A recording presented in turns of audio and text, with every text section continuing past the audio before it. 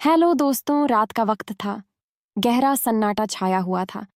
सब लोग अपने अपने घरों में छुपे हुए थे। कोई किसी से नजरें नहीं मिला पा रहा था। शाम के बाद का यह समय हर रोज हम सब का दुख ताजा कर देता था। और हम सब घर वाले एक दूसरे से छुप छुप कर अपने अपने कमरों में बंद होकर अपना अपना दुख हल्का करने की कोशिश करते थे। ऐसा पिछले एक हफ्ते से हो रहा था। एक हफ्ते में से एक दिन भी ऐसा नहीं गुजरा था जिस दिन हम सब इस दर्दनाक समय से न गुजरे हों। काफी देर तक अपने कमरे में बंद रहने के बाद मैं खुद को मजबूत करके उठी और कमरे से बाहर निकली। एक मैं ही तो थी कि जिसको मजबूत बनना था, अपनी बूढ़ी माँ और कमजोर बाप को संभालना था। आंगन में लगे वास बेसिन से हाथ धोएं और फिर मुंह पर छींटे मारे ताकि हालत थोड़ी सुधर जाए। मेरी आंखें रोने की चुगली खा रही थीं। मुंह धोने के बाद उनकी हालत कुछ ठीक हुई थी। मैं तौलिए से मुंह पहुंचने चेहरे पर बनावटी मुस्कुराहट सजा भाई के कमरे की तरफ गई थी और दरवाजे पर दस्तक देकर खाना लग जाने की खबर दी और वहां से अम्मा बाबा के कमरे में चली गई। जैसे ही मैं कमरे में कदम रखे वह दोनों अपनी आंखें साफ करने लगे। मेरा अंदाजा ठीक था। मेरे आने से पहले वह दोनों भी रो रहे थे, जबकि मुझे देखकर एकदम से आंसू पोंछे और मुस्कुराने लगे। कैसे हम सब एक दूसरे को दिलासे दे रहे थे और बहाने बहाने से जीने की वजह ढूंढ रहे थे। हम पर जो जुल्म के पहाड़ टूट पड़े थे, उनसे निकलना हमारे लिए मुश्किल हो रहा था। खैर, मैंने अम्मा और बाबा को उठाया और उन्हें लेकर खाने की टेबल पर आई, उनको कुर्सियों पर बिठाया और किचन की तरफ चली गई ताकि खाना डालकर लाया जा सके। अम्मा बाबा की हालत देखकर मुझे बहुत दुख हो रहा था। कैसे वह दोनों एक ही हफ्ते के अंदर अंदर कमजोर और लाचार से हो गए थे। एक हफ्ते के अंदर ही उन्हें न जाने कितनी बीमारियों ने आ घेरा था। मैं खाना बर्तनों में डालकर मेज पर लगा दिया। फिर अफसोस से भाई के कमरे की तरफ देखा जो अभी तक बंद था। मैंने फिर से जाकर 2-3 बार दस्तक दी, मगर कोई भी जवाब नहीं आया। मैं न में सिर हिलाते हुए कुर्सी पर बैठ गई और खाना निकालकर अम्मा और बाबा को देने लगी। थोड़ी देर बाद हम खाने से फ्री हो चुके थे। खाना क्या था, बस नाम के लिए ही कुछ ही निवाले खाए थे जो जिंदा रहने के लिए जरूरी थे। मैं बर्तन समेटने के बाद अम्मा के कहने पर एक दफा फिर से भाई के दरवाजे पर दस्तक दी, लेकिन भाई के कमरे का दरवाजा ना खुलना था तो ना खुला। थोड़ी ही देर बाद बाहर के दरवाजे पर दस्तक हुई। मैंने दरवाजा खोला तो मेरी बुआ, चाची, चाचा, ताया और ताई थे। सब ने मोहब्बत से मेरे सर पर हाथ रखा और अंदर हॉल में आकर अम्मा और बाबा से मिले, एक दूसरे से गले मिलते। अम्मा और बुआ फिर से रो पड़ी थीं। ताई जी ने बड़ी मुश्किल से दोनों को चुप करवाया था। पिछले एक हफ्ते से हमारे घर में यूं ही मातम पसरा हुआ था। मेरा बड़ा भाई, हमारा इकलौता सहारा, एक हफ्ता पहले ही अचानक से हमें छोड़कर जा चुका था। उसका जाना हमारे लिए किसी सदमे से काम नहीं था। हम पर तो कयामत टूट पड़ी थी। किसने सोचा था? इस अचानक हादसे के बारे में अभी 1.5 महीना पहले तक तो सब कुछ बिल्कुल ठीक ठाक था। हम हंसी खुशी अपने घर में रह रहे थे और फिर यूं अचानक यह हादसा हो गया था जिसे हम सबसे हमारी खुशियां छीन ली थीं और हमें तोड़ कर रख दिया था। बुआ, ताई और अम्मा ने भाई की बातें शुरू कर दीं, जबकि चाची एक तरफ खामोश बैठी उनकी बातें सुन रही थीं। वह भी नई नवेली ही थीं। उनकी शादी को सिर्फ 3 ही महीने हुआ था, इसलिए वह हमसे अभी ज्यादा घुल मिल नहीं सकी थी। मैं भी ताई के साथ एक तरफ जाकर बैठ गई। भाई की बातें सुनकर एक बार फिर से आंसू छलक पड़े थे। तभी बुआ ने इच्छा जाहिर की कि वह अपने भतीजे को देखना चाहती हैं। बुआ ने मुझे कहा कि मैं उन्हें भाई की शादी की वीडियो लगाकर दिखाऊं। मैं ना चाहते हुए भी मजबूरन कमरे से लैपटॉप लेने चली गई। मैं नहीं चाहती थी कि अम्मा बाबा भाई की शादी की वीडियो देखें और फिर उनकी तबीयत खराब हो जाए, लेकिन बुआ की बात भी नहीं काट सकती थी। तो लैपटॉप उठाकर लाई और शादी की वीडियो चला दी। मेरा भाई हंसता खेलता कितना खुश था। न जाने किसकी नजर लग गई थी। उसको सब साथ साथ वीडियो देख रहे थे और साथ ही साथ बातें भी जारी थीं। अम्मा तो बार बार भाई की तस्वीर को छूकर प्यार दे रही थीं और साथ ही साथ रो रही थीं। तभी बुआ ने भाभी के बारे में पूछा कि सुनीता, तेरी बहू कहाँ है? इस सवाल पर अम्मा ने फौरन से मेरी तरफ देखा था, जबकि मैं खुद बहुत घबरा गई थी। अब भला मैं बुआ को क्या जवाब देती? मुझे कुछ समझ नहीं आ रहा था। बुआ को क्या जवाब दूं? ना झूठ बोल सकती थी, ना ही सच बता सकती थी। बुआ की सख्त तबीयत से हम सब अच्छी तरह वाकिफ थे। अगर बुआ को भाभी के बारे में भनक भी लग जाती तो न जाने कितना तमाशा हो जाता, और हमारा मातम वाला घर था। हम घर में कोई तमाशा नहीं कर सकते थे। इससे पहले मैं और अम्मा बुआ को कोई जवाब देते, घर के दरवाजे से मोहल्ले की मर्द और औरतें आते दिखाई दिए। वह लोग रोजाना रात के खाने के बाद हमारा दुख हल्का करने चले आया करते थे। बाबा ताया और चाचा मर्दों को लेकर बैठक में चले गए, जबकि औरतें वहीं लॉन में ही एडजस्ट हो गईं। मैं औरतों को आते देखकर एक सुकून भरी सांस ली थी कि चलो उनके आने से बुआ का ध्यान भाभी की तरफ से हट जाएगा, लेकिन यह मेरी सिर्फ खुशफहमी थी। उन औरतों ने भी हमारे हालचाल के बाद भाभी का पूछा था, लेकिन हमारे पास किसी को बताने के लिए कोई जवाब नहीं था। अब भला क्या बताती उनको कि उसे तो किसी चीज का होश ही नहीं है। मेरे दिमाग में ख्याल आया कि मैं इनको बता दूं कि भाभी को नींद की गोली देकर सुला दिया गया है। अभी मैं बोलने ही वाली थी कि इससे पहले अचानक से भाई के कमरे का दरवाजा खुला और भाभी बाहर आती दिखाई दी। उन्हें देखते ही मैं और अम्मा ने शर्म से सर झुक लिए थे, कहने को कुछ बचा ही नहीं था। हमारे सामने ही हमारी इज्जत का जनाजा निकल चुका था। अब किसी से क्या शिकायत करते मैंने कभी भी नहीं सोचा था कि मेरे भाई की पसंद ऐसी होगी, लेकिन अब क्या हो सकता था। जो होना था वह हो चुका था। अब पछताने का क्या फायदा। काश की अम्मा उस वक्त भाई की बात ना मानती तो आज हमें यह दिन देखना नहीं पड़ते। कभी नहीं सोचा था भाभी ऐसा व्यवहार करेंगी। सब औरतों की नजरें भाई के कमरे की तरफ थीं और वह तौबा तौबा करते कानों को हाथ लग रही थी। भाभी की इस हुलिये की उम्मीद किसी को भी नहीं थी। अभी तो भाई को गुजरे मुश्किल से 1 हफ्ता हुआ था और भाभी की हालत इतनी शर्मनाक थी, इस तरह के कपड़े पहने थे कि सबकी नजरें शर्म से झुक गई थीं। सब लोग सवालिया नजरों से मेरी अम्मा को देखने लगे थे। भाभी मुश्किल से लाल रंग का भारी लहंगा संभालते हुए हमारी तरफ आई थीं। भाभी के चलने के साथ ही उनके पैरों में बंद ही पायल और कलाई में मौजूद चूड़ियों की खंकार ने शोर मचाया था। वह पूरे लाल जोड़े में सजी हुई थी, भर भर के जेवरात पहने हुई थी और चेहरे पर एक अनजानी सी मुस्कुराहट थी जो कि एक दुल्हन की तरह सजी हुई थी। वह चलते हुए हमारे पास आकर रुकी और कुछ देर खड़ी होकर लैपटॉप पर चलती वीडियो को देखते रही और फिर लैपटॉप उठाकर अपने कमरे में ले गई। बुआ का तो भाभी का यह हुलिया देखते ही पारा हाय हो गया था। वह फौरन से उठकर भाभी के पीछे गई थी, मगर इससे पहले ही भाभी ने दरवाजा अंदर से लॉक कर लिया था। बुआ आग बबूला होती वापस हमारे पास आई थी और अम्मा की क्लास लेनी शुरू कर दी। बुआ ने अम्मा से कहा, सुनीता, ये तुम्हारे घर में क्या हो रहा है? क्या तुम इस घर के रस्मों रिवाज भूल गई हो? तुम जानती नहीं हो कि इस घर में रहने के क्या उसूल है। मगर लगता है बेटे की मौत के बाद तुम सब भूल गई हो। लेकिन कोई बात नहीं, मैं तुम्हें सब याद कर देती हूँ। जिस औरत का पति मर जाए वह विधवा होती है।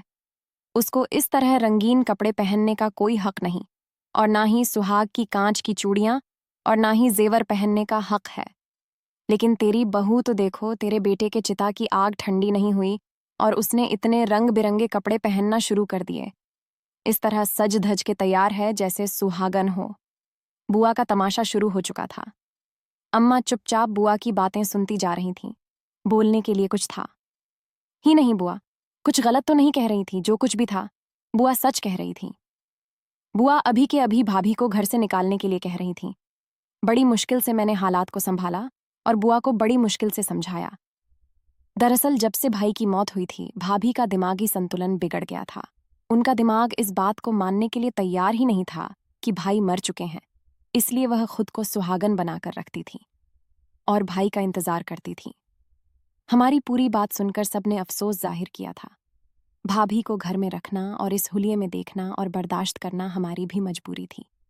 अगर मजबूरी ना होती तो खुशी से कौन कहता कि मुर्दा बेटे की पत्नी 8 दिन भी ना गुजरे और फिर से दुल्हन बनकर बैठ जाए और घर वाले बर्दाश्त करते रहें।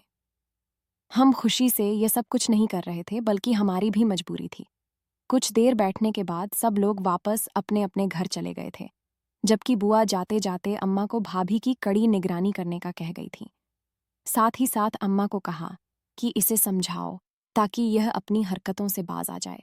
अम्मा ने बुआ की बात सुनकर सिर्फ सर हिलाने पर ही गनीमत समझा। बुआ को भेजने के बाद हम अपने अपने कमरों में आकर सो गए थे। वक्त गुजरता गया, लेकिन भाभी अभी तक वैसी की वैसी ही थी। उनमें जरा भी बदलाव नहीं आया था। वही आदतें, वही हरकतें। मैं और अम्मा समझा समझा कर थक गए थे कि भाई अब इस दुनिया में नहीं है। उसने हमारी आंखों के सामने दम तोड़ा और हमने अपने हाथों से उसका अंतिम संस्कार किया है। मगर मजाल है, जो उस पर रत्ती भर भी असर हुआ हो, वह यूं ही हर रोज दुल्हन की तरह तैयार होती और शादी की वीडियो लेकर कमरे में बंद हो जाती। उसके कमरे से अक्सर बातों की आवाज सुनाई देती थी। न जाने वह किससे बातों में लगी रहती। हम बेहद परेशान थे। कुछ समझ नहीं आ रहा था। क्या करें, क्या ना करें। भाई की मौत को 6 महीने गुजर चुके थे। समय बहुत बड़ा मरहम होता है, बड़े बड़े घाव को भर देता है। समय के साथ साथ हम सब भी संभल गए थे, सिवाय भाभी के। ना जाने उसको कब समझ आनी थी। मेरा नाम कविता है। हम 2 बहन भाई थे, एक मैं और एक मेरा भाई। मेरे भाई का नाम राकेश था। मेरे पापा का कपड़े का कारोबार था।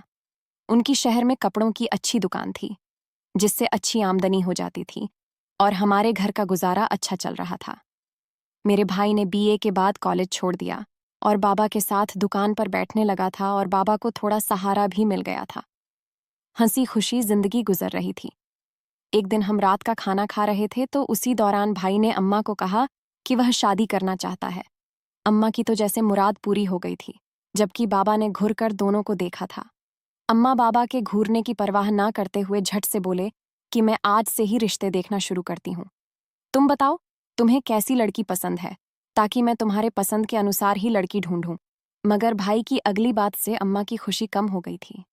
भाई ने कहा, मैं लड़की खुद पसंद कर ली है, आप बस उसके घर रिश्ता ले जाने की तैयारी करें। अम्मा बाबा हैरानी से भाई की तरफ देख रहे थे। उन्हें भाई की बात सुनकर दुख हुआ था। आज से पहले तो भाई ने कभी कोई काम अम्मा बाबा की अनुमति लिए बगैर नहीं किया था। आज जब शादी की बारी आई तो जिंदगी का इतना बड़ा फैसला उसने बगैर माँ बाप के मशवरे के कर लिया था। अम्मा भाई को कुछ कहना चाहती थीं, मगर बाबा ने अम्मा के हाथ पर हाथ रखकर उन्हें कुछ भी कहने से रोक दिया। बाबा समझ गए थे कि उनका बेटा अब बड़ा हो गया है और अब उसे उंगली पड़कर चलने की जरूरत नहीं थी।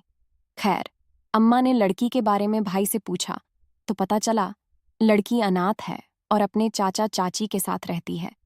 2 दिन बाद ही अम्मा, मैं और बाबा जाकर लड़की को देख आए थे। शक्ल सूरत से तो बेहद खूबसूरत थी, मगर आदत और सलीके का पता तो शादी के बाद ही चलना था। वह लोग कुछ अजीब से थे। उन्होंने हमसे किसी तरह की कोई इंक्वायरी नहीं की थी, ना ही कोई पूछताछ की थी। यह बात बड़ा हैरान कर देने वाली थी, वरना कहाँ कोई आजकल के दौर में बिना छानबीन के अपनी बेटी का रिश्ता देता है। खैर, अम्मा ने अपनी तरफ से उनको एक बार अपने घर आने की दावत दे दी थी, ताकि वह आकर अपनी तसल्ली कर ले। मगर इस बात का भी लड़की की चाची ने बड़े आराम से इनकार कर दिया। उन्होंने बस शादी की तारीख दी और कहाँ इस तारीख को आकर अपनी अमानत ले जाएं। अम्मा ने जेवर की डिमांड के बारे में पूछा तो इस पर भी साफ कह दिया कि वह ना तो जेवर लेंगे और ना ही दहेज देंगे। उन लोगों ने हमें सिर्फ 15 दिन का समय दिया था, जिसे अम्मा बाबा ने बड़ी मुश्किल से 1 महीने का करवाया था, क्योंकि हमें भी अपनी तैयारी करनी थी। आखिरकार अम्मा लड़की के हाथ में भाई के नाम की अंगूठी पहनाकर आ गई थी, और करती भी तो क्या। इकलौते बेटे की पसंद जो थी, उसकी खुशी को देखते हुए यह कड़वा घूंट पी लिया। खैर, दिन गुजरते गए और तैयारी शुरू हो गई। इसमें अम्मा ने भाई को 2 बार समझाने की कोशिश भी की थी कि यूं जल्दबाजी ठीक नहीं है, बेहतर है कुछ समय और ले लो और अच्छी तरह सोच समझकर फैसला करो। मगर भाई ना माना। उसने अम्मा को मनवा लिया कि उसका फैसला बिल्कुल ठीक है, मगर यह तो वक्त ही बताने वाला था कि उसका फैसला सही था या फिर गलत। तय हुआ समय आ पहुंचा और हम भाई की पसंद की लड़की को ब्याह कर घर ले आए। खानदान भर ने लड़की के खानदान के बारे में सवाल उठाए थे। उसके चाचा चाची उसकी विदा करने के दूसरे दिन ही शहर छोड़कर कहीं चले गए थे। भाभी ज्यादातर कमरे के अंदर ही रहती थीं। उनकी शादी को 6 दिन गुजर गए थे, मगर सिवाय खाने के अलावा वह कमरे से बाहर नहीं आती। नई नई शादी थी। हमने भी ज्यादा डिस्टर्ब करना उन्हें ठीक नहीं समझा। एक दिन भाई ऑफिस से आए, खाना खाने के फौरन बाद कमरे में चले गए। थोड़ी देर बाद भाई भाभी को लेकर कमरे से बाहर आए और अम्मा से कहा कि वह भाभी को कहीं घुमाने लेकर जा रहे हैं। शाम का समय था, सर्दियों के दिन थे, अंधेरा जरा जल्दी हो जाता था। अम्मा ने भाई को रोक कि इस वक्त जाना सही नहीं है, तो इस वक्त मत जाओ, कल दिन में चले जाना। अभी तो वैसे भी बहुत ज्यादा अंधेरा हो चुका है, कहाँ घूमोगे अंधेरे में। भाई ने भाभी की तरफ देखा और अम्मा से कहा, अम्मा इसका दिल अभी चाह रहा है। आप चिंता ना करें, हम बस यही सड़क पर चहलकदमी करके वापस आ जाएंगे। अम्मा भाई को रोकना चाह रही थीं, मगर भाई पत्नी का हाथ पकड़कर बाहर निकल गए। मैंने अम्मा को लाकर कुर्सी पर बिठाया। अम्मा का दिल बेहद घबरा रहा था। कुछ ही देर बाद भाई भाभी को लिए तेजी से अंदर दाखिल हुए। भाभी को कमरे में छोड़कर वापस जाने लगे। उनके चेहरे का रंग उड़ा हुआ था। मैं भागकर भाई के पास गई और उससे पूछा, क्या हुआ है? तो भाई ने मेरी बात का जवाब ना दिया और बाहर जाने लगा। अचानक दरवाजे के पास पहुंचकर रुका और फिर दौड़कर अम्मा के कदमों में गिर गया और जोर जोर से रोने लगा। अम्मा का तो दिल ही दहल गया था। कौन माँ है जो अपनी जवान औलाद को यूं रोता देख सकती है? अम्मा ने भाई को फौरन से अपने गोद में भर लिया और चुप करने लगी। कुछ देर बाद भाई के रोने में कमी आ गई थी। अम्मा यूं ही भाई का सर गोद में रखे नीचे बैठी रहीं। उनको लगा शायद भाई सो गया है। अम्मा बहुत देर तक वहीं एक जगह जमीन में बैठी रहीं कि कहीं भाई की नींद में कोई खलल ना आए। हालांकि मैं कई बार अम्मा को कह चुकी थी कि भाई को उठाएं कि वह जाकर अपने कमरे में आराम करें और आप भी यहाँ ठंडे फर्श से उठे, लेकिन अम्मा ने मुझे रोक दिया। खैर, फिर मैं खाना बनाने में बिजी हो गई। खाना मेज पर लगाने के बाद जब मैं अम्मा को खाने के लिए बुलाया तो वह भाई को जगाने लगी। जैसे ही अम्मा ने भाई की कलाई पकड़ी, एकदम से चौंक कर पीछे हुई थी और फिर फौरन से भाई को टटोलकर सीधा करने लगी। अगले ही पल अम्मा की चीख पूरे घर में गूंज रही थी। मैं भागकर अम्मा के पास पहुंची। भाई की हालत देखकर मेरे पैरों तले से भी जमीन निकल गई थी। मैंने फौरन से भाई की नब्ज चेक की। भाई का शरीर बिल्कुल ठंडा पड़ा हुआ था। वह तो सिर्फ एक मुर्दा शरीर बचा था जिसमें जिंदगी की कोई हलचल नहीं थी। अम्मा चिल्ला रही थीं।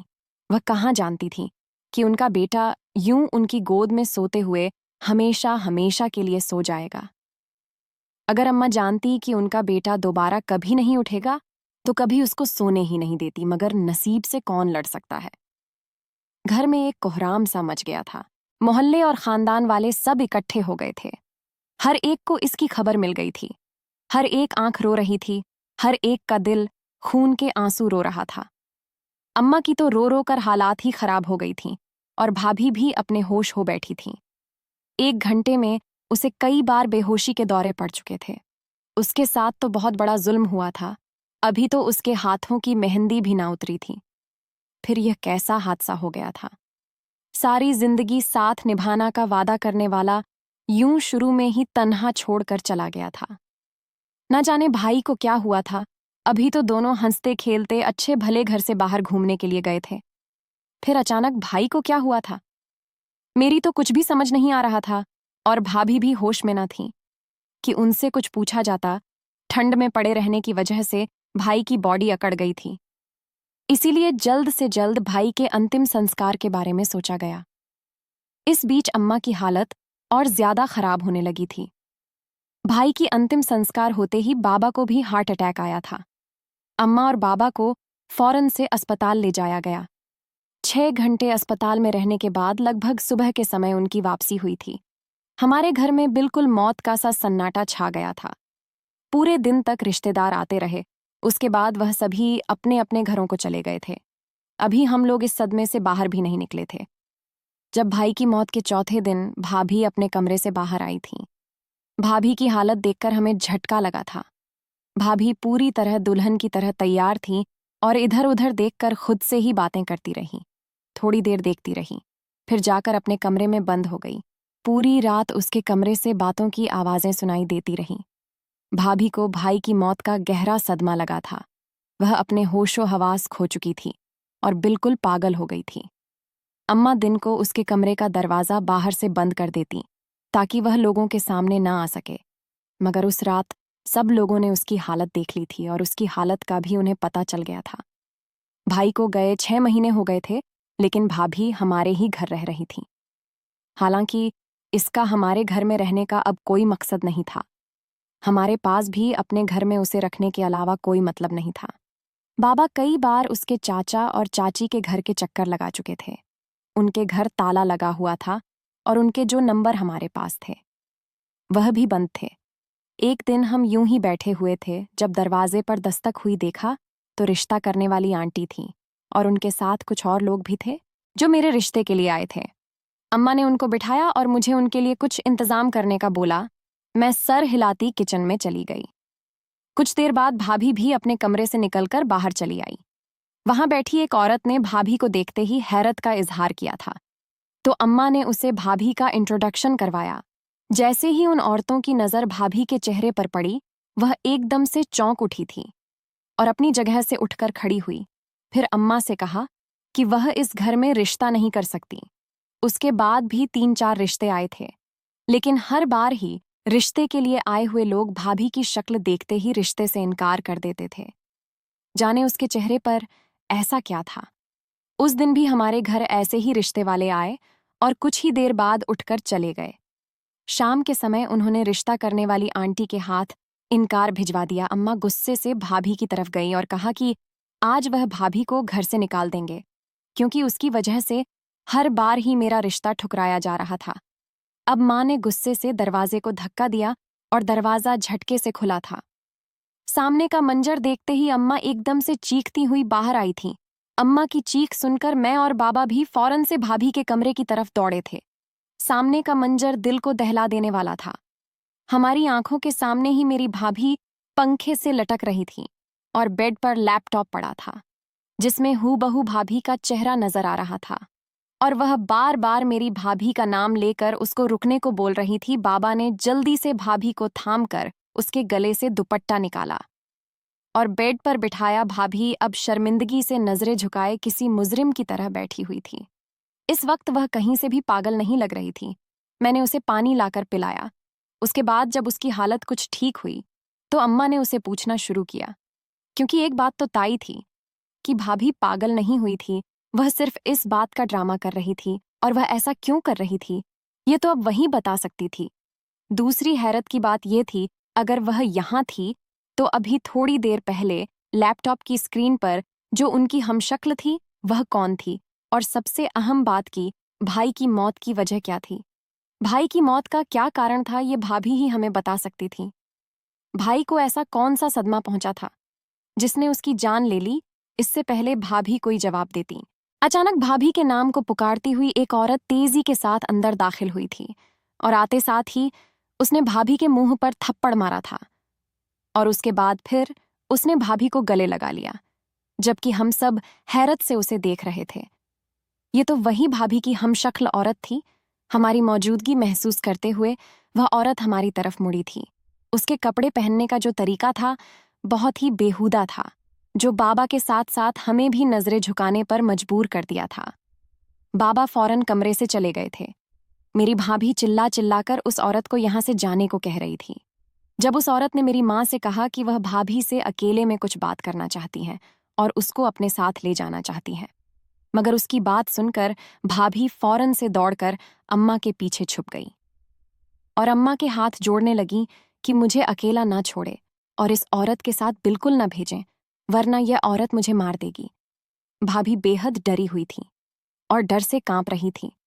अम्मा ने भाभी को तसल्ली दी कि यह तुम्हें कुछ नहीं करेगी, बस तुम ये बताओ कि यह कौन है और तुम्हारा इससे क्या रिश्ता है। इसके बाद भाभी ने जो कुछ हमें बताया सुनकर हमारे रोंगटे खड़े हो गए। दरअसल यह औरत भाभी की हमशक्ल थी और एक तवायफ थी और बदकिस्मती से भाभी की माँ थी। इस औरत को एक अमीर आदमी ब्याहकर कोठी से निकाल कर ले गया था, जहां उसकी औलाद हुई, लेकिन उस औरत ने तवायफ वाले काम नहीं छोड़े थे, जिससे तंग आकर उसके पति ने उसे तलाक दे दी थी और बेटी के साथ घर से निकाल दिया था।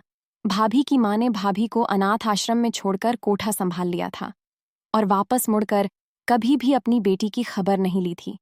और भाभी की मुलाकात कपड़े की दुकान पर भाई से हुई थी, जहां उन दोनों ने एक दूसरे को पसंद किया और शादी कर ली।